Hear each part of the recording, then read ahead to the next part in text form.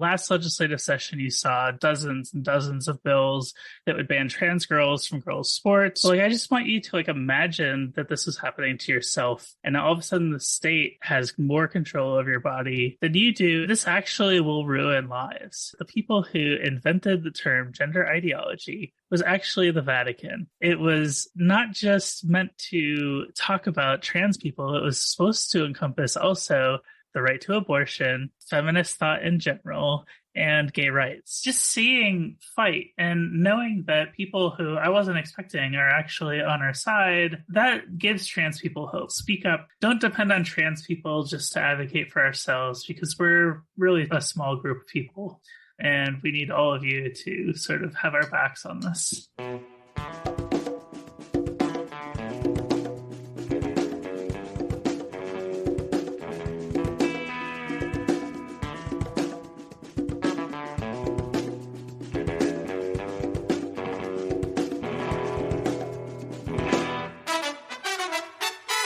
Welcome to episode 148 of the Refuse Fascism podcast, a podcast brought to you by volunteers with Refuse Fascism.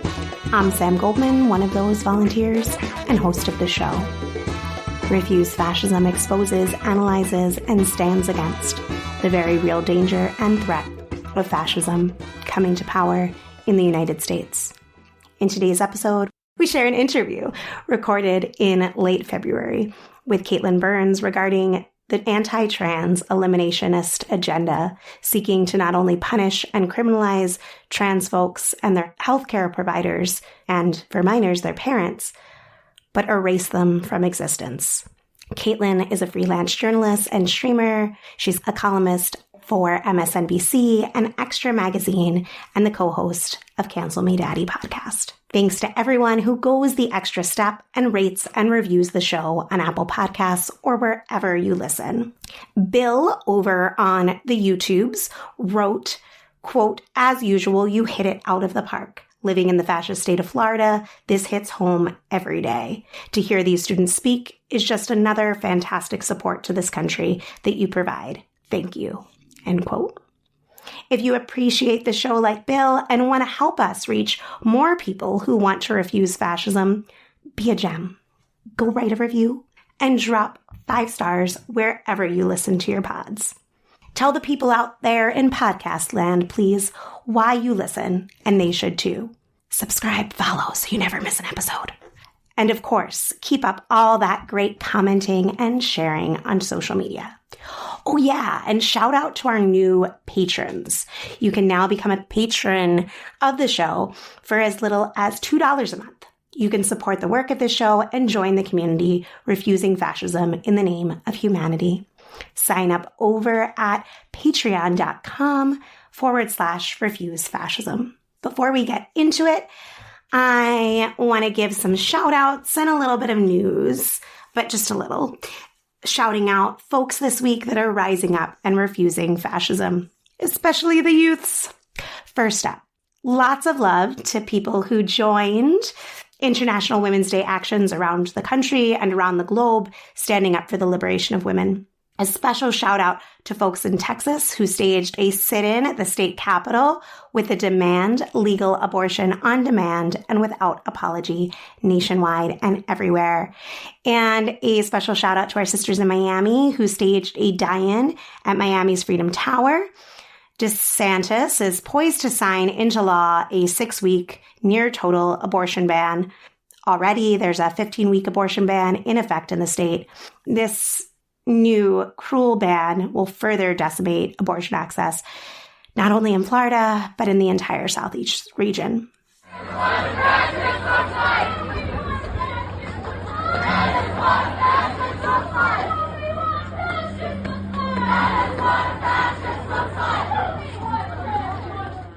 That's the sound of the beautiful students and others who were outside and inside disrupting Daily Wire's Michael Knowles' speech at the University of Buffalo this past week.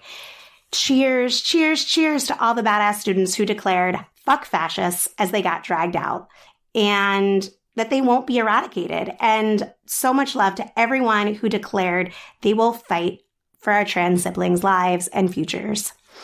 Last for now, but certainly not least, to follow up on last week's episode, we want to give lots of love to all those involved in the University of South Florida Stand Up for Freedom Florida action, where students delivered a letter signed by 29 student organizations demanding USF take action against HB 999 at the USF Board of Trustees meeting. It was followed by a rally co-organized by the USF Graduate Assistants United.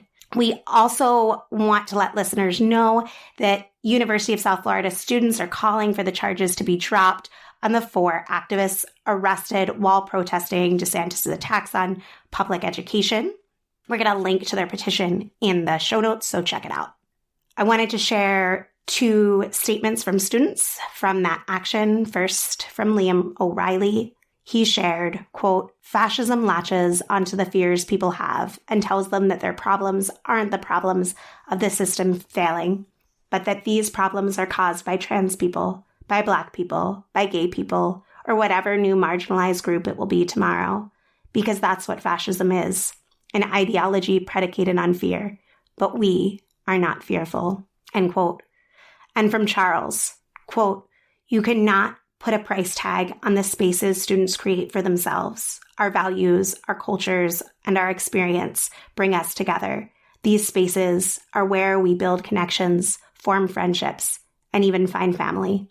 We must fight to defend critical thinking and independent thought," end quote. You can listen to some more from students who led this action on last week's episode. While we aren't going to cover all the abortion news from this week, I do want to highlight a couple things. A belated Happy Abortion Providers Appreciation Day, which was started 30 years ago in remembrance of Dr. David Gunn, an abortion provider who was murdered for his work by a Christian fascist. March 10th marked the first of these Abortion Provider Appreciation Days in this post-Roe hellscape. Our appreciation goes to all those doing the heroic work of providing abortions, especially at a time where they risk attacks, arrest, in fact, defamation, needing to move states to provide care, and real terror. There are bills being introduced in Arkansas, Texas, Kentucky, and South Carolina looking to establish that life begins at conception. Each of these bills explicitly references homicide charges for abortion. And yes, as you can imagine, homicide is punishable by the death penalty in all of those states. We depend on the skills, dedication, compassion, and courage of abortion providers every day. We honor their heroism by building a green wave for legal abortion on demand and without apology nationwide.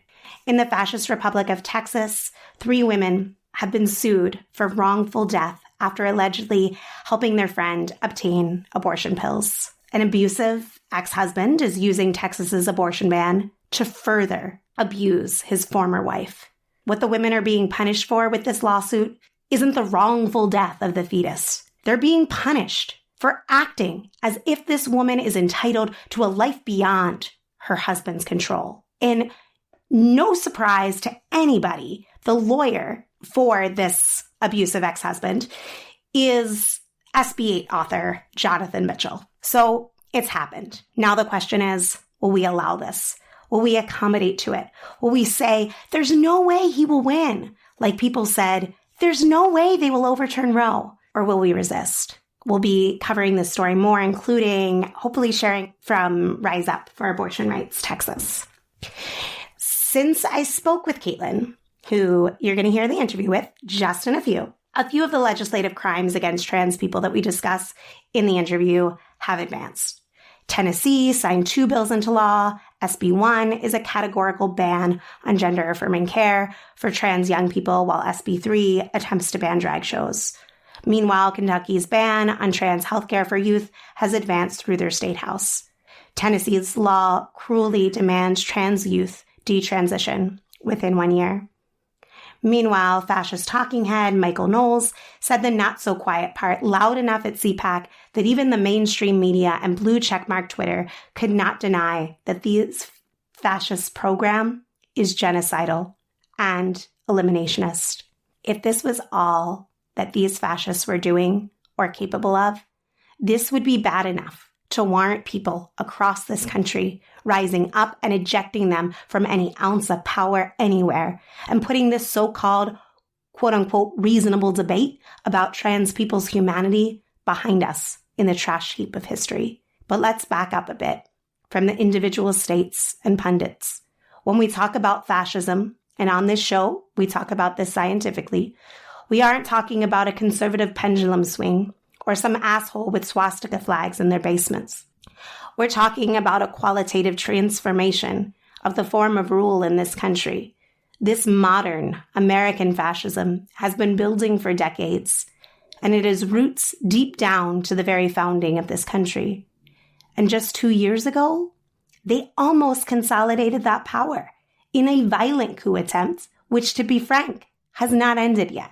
The prospect of these fascists seizing power nationwide and consolidating that power is very real.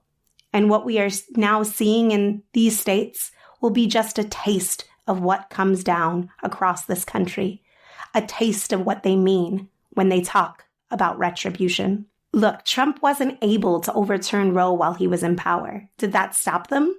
The fascist attacks on trans people while they had federal power did not get very far. Does that mean they won't be more successful next time? On the other hand, you have the institutions such as the New York Times with their trademark brand of pluralist American exceptionalism that says fascism could never happen here, even if we provide fascists the biggest platform in the world. They amplify whataboutism, discount science, give legitimacy and op-ed space to conservative paranoia. They claim allegiance to an elusive objectivity that involves hearing all sides of a debate while only publishing the sides they want to legitimize. And these voices almost always include fascists. The most generous reading of this situation is they are trying to cover their asses from accusation of bias. But the actual result is merely mainstreaming fascists who will hate them either way, because to fascists, the only legitimate voice is their own. If you want to learn more about the New York Times war on trans kids, go listen to the If Books Could Kill episode on it, linked in the show notes. Some supportive tweets or yelling at the TV or venting some isolated outrage won't stop this. A handful of good op-eds, while important, won't stop this. Voting alone won't stop this. The transformations that must happen amongst the decent people of this country are not mere acceptance, but they are actively, explicitly fighting back against the whole fascist program. So many people seem to be holding their breath, waiting for the mainstream media or someone in power to declare the emergency and call it fascism. But instead, they keep moving the goalposts. It's up to us to call it what it is and act accordingly. Now, here's my conversation with Katelyn. So there are bills in now, it looks like 27 states seeking to restrict care for transgender youth. Measures have been introduced this year in at least 21 states. Remember, it's only February 23rd. And these measures would impose civil penalties for parents and medical providers who provide gender-affirming services to minors. And bills in 11 states would take things a crueler step further by criminalizing the procedures. As I was getting ready for this convo, I was looking and saw Arkansas, Alabama, Arizona, South Dakota, Tennessee, and Utah have enacted laws restricting access to gender-affirming procedures entirely, including South Dakota's recently passed HB 1080, which bans gender reassignment surgery and hormone treatments for minors. To get into all of this, to help understand what the fuck is going on and how it connects to this Christian fascist movement in all its glory, I am excited to welcome on Katelyn Burns. She is a freelance journalist and streamer. She's a columnist over at MSNBC and Extra Magazine, and she's the co-host of Cancel Me Daddy. Welcome, Katelyn. Thanks for having me. I want to just start with a little tiny question. The Christian fascist war on trans people is accelerating. It seems to me like every year it breaks the previous year's record in the amount of anti-trans horror has been introduced at state levels. And I think that with so many attacks, it can be hard for people to understand what to pay attention to and really what is going on here as a trend overall. And I was hoping that you could talk to us a little bit about what's happening. What do people need to understand that folks are facing? In order to understand what's happening today, you have to understand what happened in the past and how we got here. And I think that's the easiest way to sort of jump into this. So if I could just rewind everybody's brain back to 2015, which was a weird year for me. It was the year before I transitioned. That was the year when the Obergefell Supreme Court ruling came down that legalized gay marriage throughout the land. Everybody and their grandmother was like, oh, this issue is like over now. Like LGBT rights have won. We don't have to think about this ever again. You started to see LGBT donors started to be like, yeah, I got my marriage. We're all good in the hood. I'm not going to donate to this anymore. Maybe I'll even become a Republican. But also later that year, we actually saw the first salvo in the war against trans rights. And it came in Houston, Texas. There was a city ordinance called the HERO Act, which basically provided non-discrimination protections in housing, employment, and public accommodations, along with a couple other things, for a broad swath of categories. Veterans, gave rights to people on the basis of race and sex just locally. It included trans people in that and cisgender gay people. And what happened is there was a massive recall effort on this city ordinance. People who wanted the recall to go through, in other words, they wanted to wipe out the Non-Discrimination Act that the city council had passed, they came up with the slogan, "No men in women's bathrooms." And this is sort of the baseline of what we're seeing today. It's the same pervasive attitude. And that campaign won. It came out of nowhere. LGBT rights organizations were shocked. They thought they had won on gay marriage, so they didn't have to worry about this stuff anymore. And all of a sudden, they're dealing with bathrooms. They were not equipped at all for this fight. They had, for years, basically ignored trans people within their own rights movements. Oftentimes, they compromised on trans rights in order to get gay rights passed. And they just completely were not ready for this. Flash forward another couple of months, and you have the North Carolina bathroom bill, HB2, and that passes. And this is sort of the glory days of trans resistance that I sort of pine for. It was the first big issue that I reported on as a journalist. For that, I was in banking, and I hadn't come out yet, so I had no reason to, write things about this. But there's a massive interest in trans lives, and this is sort of how I built my own career. I would write personal essays about my transition and things like that. And I also would talk about the bathroom bills and what it would mean for trans people. And there's this massive sort of revolt against this bill. You had the NBA come in and said, we're canceling the All-Star game in North Carolina. You had the NCAA come in and say, we're not putting any official NCAA events in North Carolina, which is massive because North Carolina is a huge college basketball state. They frequently play the women's soccer Final Four is frequently played in North Carolina. Like, this is a big deal. You had PayPal come in and say, we're not building these headquarters that we had previously wanted to put in Charlotte. We're not going to build it in North Carolina. So you had what ended up with millions of dollars in outside investment that was suddenly canceled from the state. North Carolina eventually, after the 2016 election, they repealed that bill. There was a compromise that nobody was really happy with on either side. Other states had tried to pass bathroom bills as well. Like, there's a whole national debate about trans bathroom use, and the conservatives just got their asses kicked. They tried to ban trans people from the military. There's all this stuff that conservatives tried to do, and it basically all blew up in their face. This leads directly to what we're seeing today, because it was clear after many, many years of trying and failing to pass bathroom bills in places like Texas and Florida, like these deep red places, that it just wasn't going to happen. So they needed to find new issues to be able to continue attacking trans people. There were two things that they focused on. One was trans athletes. You had like Leah Thomas, University of Pennsylvania swimmer, who was winning in the Ivy Leagues.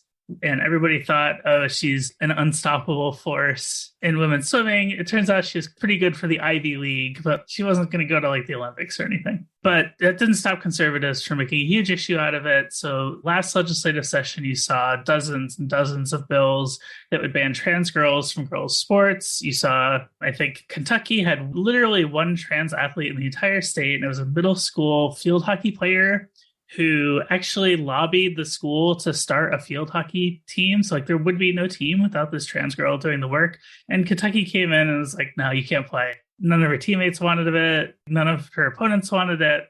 I read the other day that there are actually more trans athlete bans in states than there are trans athletes in total in high school and college. That was a very emotional issue. Cisgender people feel very strongly that athletic performance is a fundamental difference between the sexes, and I don't want to get into all of that.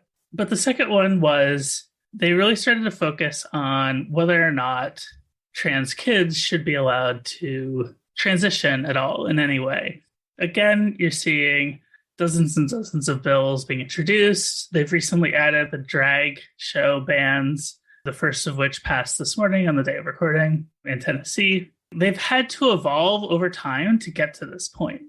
But I want people to understand that these are the same people who are fighting against gay marriage. Once Obergefell happened, they needed another line of attack against LGBT rights, and they found it through going after trans rights, is basically the point that I wanted to make. I think that that's really helpful. And I think that when you look at the obstacles that they've encountered and the ways that they've recalibrated in response, there's new levels of viciousness, it seems, each day based on what they've been allowed to get away with the day prior. You know, we've talked about this on the show in relation to abortion rights too. It's like a monsters Olympics. Oh, we're going to outdo it. They did, you know, when we were talking about abortion, we were like, oh, you did 15 weeks. We're going to do 6 weeks. And here, oh, you criminalize the medical providers. We're going to criminalize the parents too.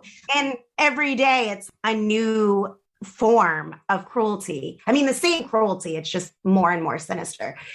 I was hoping you could walk us through, there's the scope of things, but then there's also what it actually means for real people and what impact these bills are having, that they're not just abstractions. There's actual trans folks living in all these states. There's young people who have their full life ahead of them, whose lives are being impacted right now at state houses across the country. And I was hoping you could help us understand a little bit about what you're hearing, what you've been learning from folks. Understandably, families with younger kids are reticent to speak with the media in general nowadays.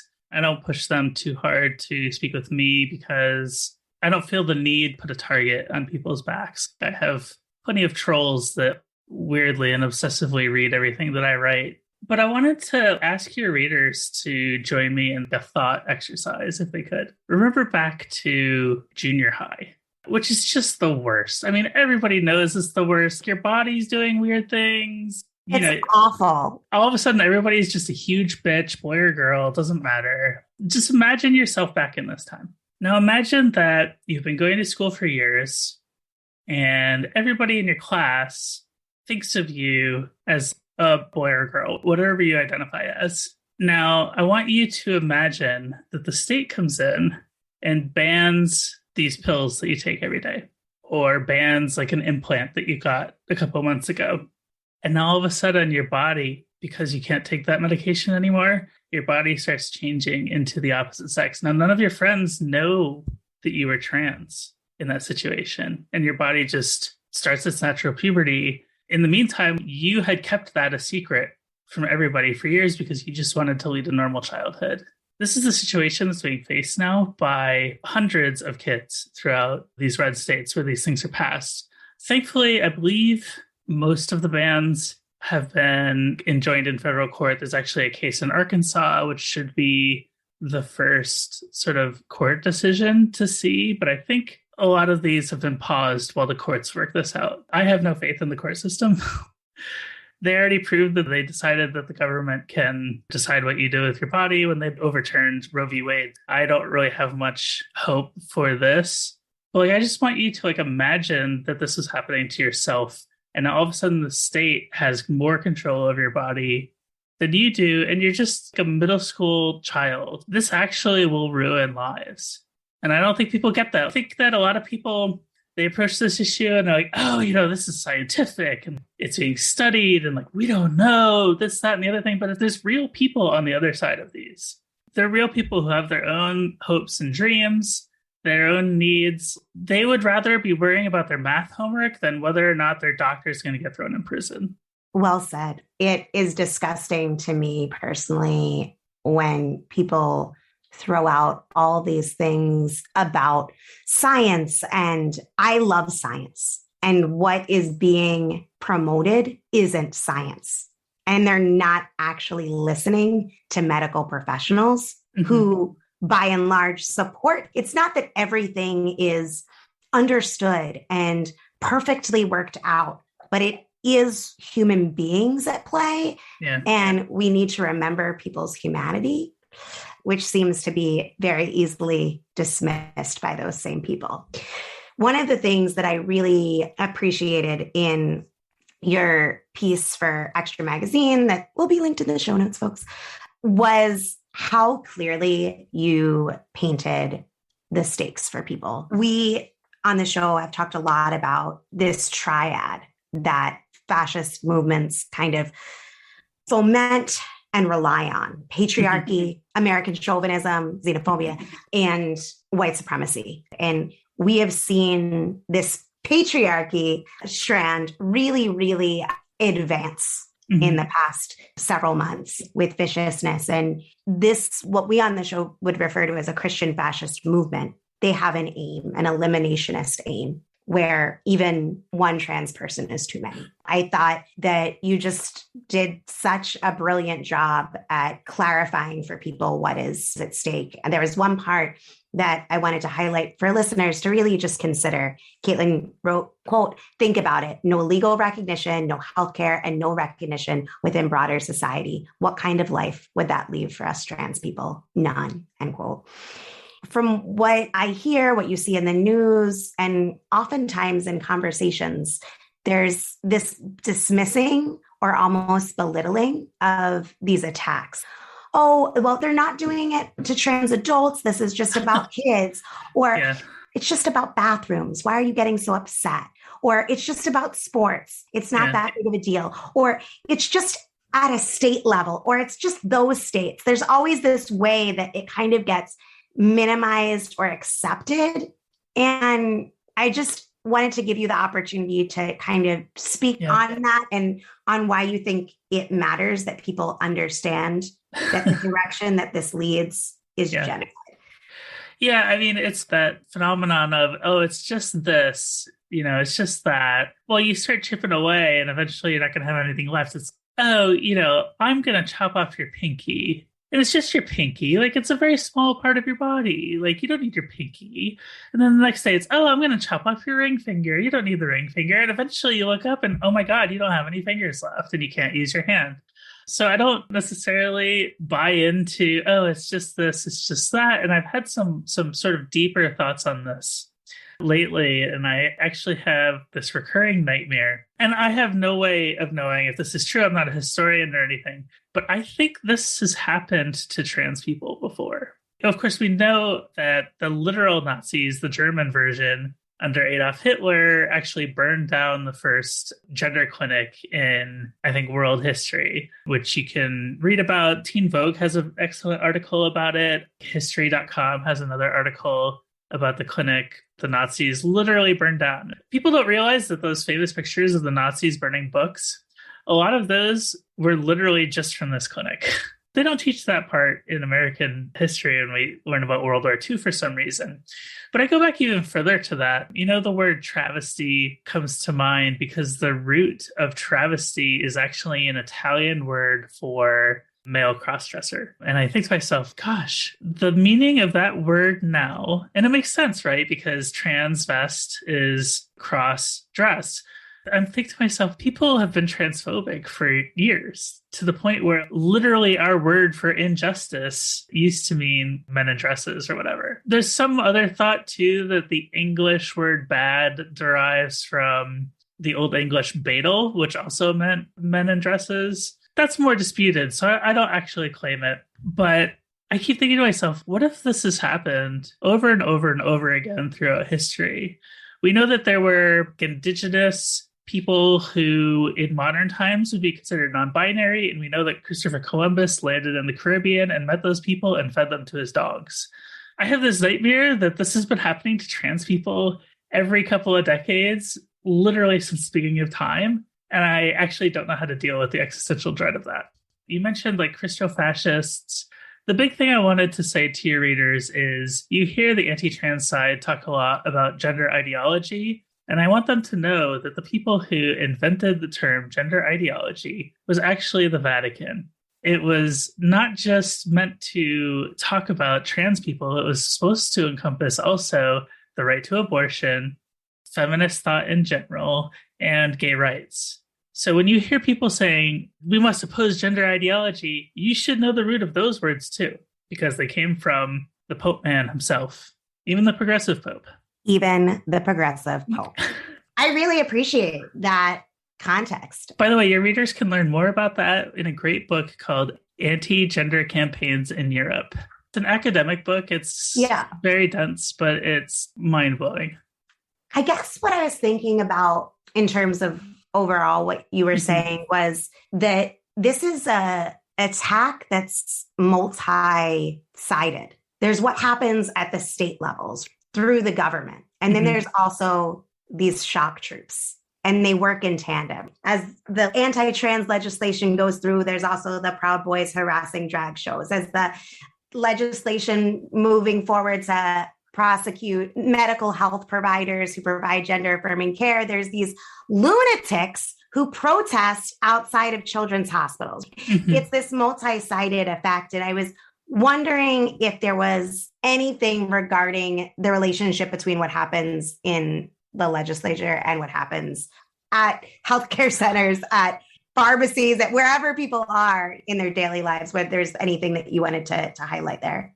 I mean, extremist movements in general are not my specialty outside of just the anti-trans stuff. I will say that even like the respectable, quote unquote, anti-trans campaigners, they have no issues sharing protest space with Proud Boys. And to me, that says a lot about them. Speaking on the legislative side, we started this discussion with talk about how we got here today. And we mentioned North Carolina and the massive backlash that came to their bathroom bill. Well, conservatives really learned from that experience. And that's why you see dozens and dozens of bills now going through rather than one big one. They don't just do one test state to see how it goes. They do 10 test states because what is the NCAA going to do? Like ban athletic competitions throughout the whole South? The NCAA wouldn't do that. Is PayPal going to come in and say you can't do business in 12 different Republican states? No. So they use the power of the market to their own advantage by hitting as many states as possible. And you also see how they learned from the gay marriage fight in that they don't make arguments on religious terms at all. They're almost allergic to it now. You see this a lot with the Ben Shapiros of the world and those lot, but it absolutely is a religious animus that's driving it. There was a quote unquote conscientious objector bill that was passed in one of the states recently. And for the first time, we saw a bill that said that people could deny medication, healthcare, or even just acknowledgement to trans people, both through religious objections and also moralistic or scientific objections. So you're starting to see an expansion of that, but it can never go the other way. I, as a trans person, can't return the favor on these people. It's just a completely one-sided situation. I forget which legislature passed that. I don't think it passed the full state legislature. It was just one chamber. But you're starting to see some really interesting, I use interesting horrifying ways in which they're expanding on religious objections because they're desperate to hide that connection. Like they do not want people to think that this is a religious thing. I really appreciate that point. I think that is part of how it becomes so mainstreamed, and that is very concerning. One of the most dangerous things that I feel that we've been seeing, and this is true for anti-trans laws and attacks, but it's true for a lot more than that too, the normalization that has set in, where a lot of good people allow things to continue that really should have been stopped already. And I think that part of it, not all of it, but part of it is the fact that the other side keeps getting legitimized and getting amplified and getting a voice on shows that they shouldn't get a voice on, whether someone's human or not. This is not a two-side conversation. And I was just wanting to get a sense from you on what are the things that people who don't want this to get normalized. And by this, I mean the dehumanization and degradation of the trans community. What should people be doing right now? Or what can people be doing right now? I don't know that I can fix transphobia in one podcast episode.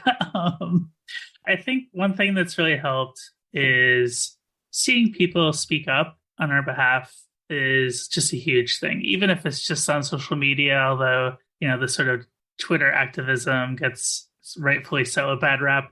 The other thing, too, is show up for rallies for trans rights. I used to work in DC and I covered reproductive health. So that was part of my background. So for my job, I would show up at these pro-abortion rights rallies and everybody would be there. I'd see my trans friends there. I'd see my repro friends be there. There were people of all stripes and communities and all of that. And then a couple of days later, I would go to a trans rights rally, like outside the White House or whatever. And it's literally only trans people. And I can't tell you how much that sucks to show up. And it's like, we are literally on our own. And this was back in the Trump years. This was not recent.